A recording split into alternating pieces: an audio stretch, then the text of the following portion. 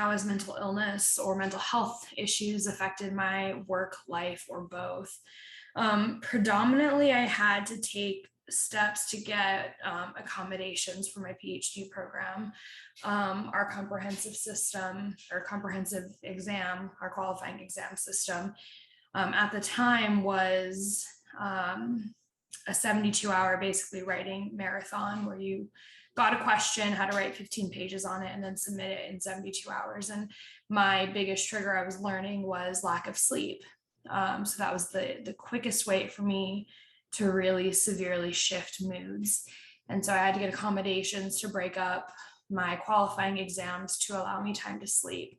And so inherently that made it feel like when I passed those qualifying exams that it wasn't as big of a deal because I had extra time. And granted, that extra time was to sleep. I have had some negative experiences with disclosing my mental health and perhaps a little bit of a lack of understanding of what navigating a new diagnosis like that, what navigating trying to find the right medications, what that does to one's productivity. And so I had to be extra lenient with myself when others weren't, and, you know, constantly remind myself that they just may not get it. And that's not necessarily their fault. In my home life, I have a wonderfully understanding husband who is quicker to notice when my moods are shifting than I do. And so I'll go through periods where I'm just entirely like apathetic, you know, when I'm in the deep depressive episodes where I just don't have energy, I don't have motivation. And so he's incredibly understanding of those periods and helps make sure that I get enough sleep and don't overwork, because I am prone to overworking. My mind never stops racing, so I constantly have the need and the desire to be sitting at my computer working. Experiencing an anxiety disorder and treatment-resistant depression impacted every aspect of my life. There's so many examples. Having to close my eyes when I was being driven places because everything that would come at me from my peripheral vision felt like a threat. Forgetting things all the time, which is something that I'd never done before.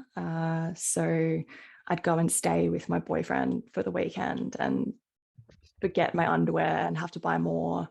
I needed help packing, which is ridiculous because I'm so organized and planned, but I couldn't think what I needed to take with me. I didn't have that capacity. There was just too much going on in my head. So I needed help with the simplest of things. I almost didn't make it to one of my closest friends' 30th birthdays. I live in Melbourne now and he lives in Sydney. So for anyone that's unaware, that's sort of a 1 or 2 hour flight. And I just had one of those days. The day before it, I had been looking forward to traveling there to see all of these old friends that I hadn't seen in a long time and celebrate his birthday. And then the day before, I think I had an appointment with a job link service that I have to see because I'm on government financial support. And it all kind of caught up with me, the fact that I was on disability support and I wasn't able to do my PhD at the time.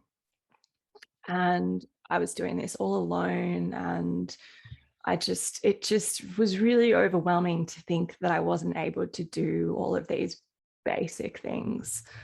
So I became, because I was experiencing severe anxiety about a lot of things, I became so overwhelmed and so anxious. And again, one of those experiences where I couldn't decide what to pack. I called a friend when I was walking down the street after this appointment, bawling my eyes out in public, and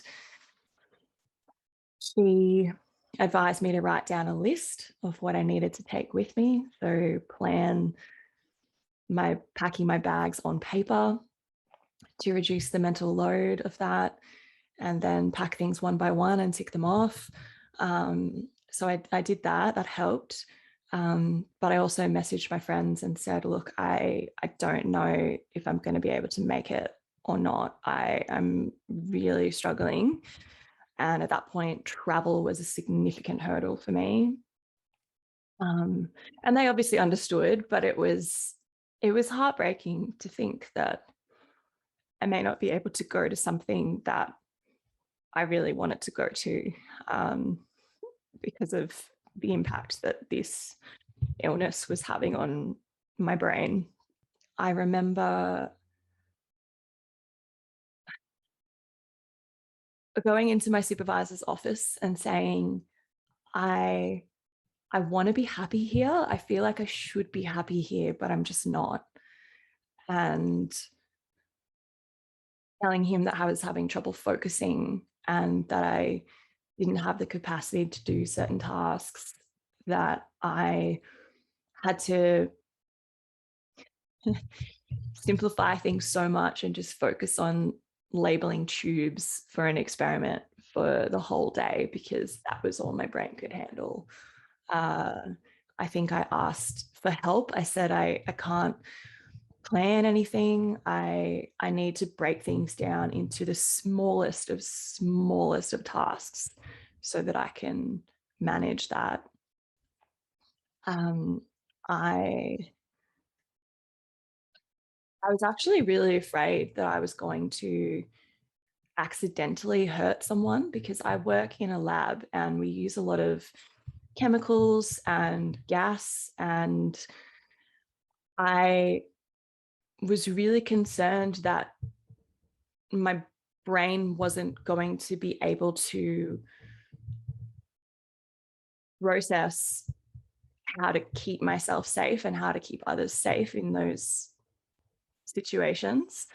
And I remember telling the doctor that and saying, I'm worried that I'm going to hurt someone, just because I can't function properly. As I'm sure you're aware, it makes it very difficult to just get on with life and pick yourself up and get to work and just keep going. For me, the depression can be all consuming, and it is akin to, the only thing I can liken it to in feeling is when a very close family member died. It is all consuming grief. It feels like it will never end. It feels like life will never go on.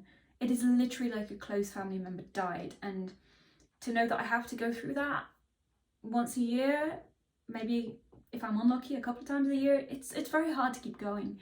But you have to keep in mind that some days are better than others and things will pick up. This is a natural cycle and things will get better. It is really difficult for me to identify a specific event that triggers or that brought me really close to burnout. But what I can say is that I had like a quite long period of peak of stress. It was like a roller coaster where stress was building up, building up, building up, and then I was speaking with some friends, and there was like stress release, or I was achieving some of the aim, like short aim that I had, and so I was having like a drop in the stress level, and so it's really hard for me to say and to identify a specific moment, but I could see that this roller coaster was having like a positive trajectory, building more and more stress in each consecutive week. So what I can say as an example of like day-to-day effects of this of stress in my life is that sometimes you don't really feel that you are super stressed, or you don't really feel that you're actually reaching that level of burnout. But you have different kind of ringing bells that it's important to listen. And so this, for example, it happens to me actually different several times, especially during that period, when even small tasks were becoming quite demanding and also was not enjoying doing them. So I always loved doing research. And at that time, even like small tasks in my experiments were becoming harder to do and also less enjoyable. And moreover, I can clearly remember some days when even the smallest thing were going wrong, that was affecting my overall mood. And so doing all the small tasks was becoming more and more difficult across the entire day. So just to give you like a really practical example, if one day something was not working in my experiments, then I was starting feeling down, and that even like the small things like 15 minutes of delay of the train, or like going back and home and I don't know, like breaking something was becoming a huge thing. And I found this quite frequent, more stress I was experiencing. So I think this is it really helped me understanding that I was reaching a point that I shouldn't have reached, and so it was important for me to find some ways of reducing my stress.